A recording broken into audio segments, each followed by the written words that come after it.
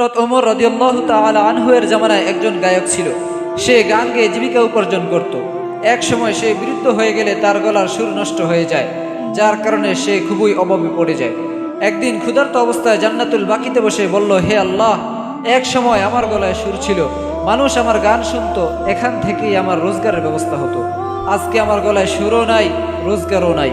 এই বুড়ো বয়সে আমি কি করব, কোথায় যাব? হে আল্লাহ, তুমি আমার জন্য খাবারের ব্যবস্থা করো। হযরত ওমর রাদিয়াল্লাহু তাআলা আনহু তখন মসজিদের মধ্যে শুয়েছিলেন। স্বপ্নের মধ্যে আওয়াজ আসলো, হে ওমর, জান্নাতুল বাকিতে এক ব্যক্তি আমাকে ডাকছে। ওমর রাদিয়াল্লাহু তাআলা আনহু খালি পায়ে দৌড় দিলেন জান্নাতুল বাকির দিকে। ওমর রাদিয়াল্লাহু তাআলা আনহু এর এমন দৌড় দেখে বিরুদ্ধ গায়কও সামনের দিকে দৌড় মারল। ওমর রাদিয়াল্লাহু তাআলা আনহু পিছন থেকে বললেন, ভাই তুমি থামো, আমি এখানে নিজে থেকে আসিনি, আমাকে পাঠানো হয়েছে। গায়ক বলল, কে তোমাকে পাঠিয়েছে?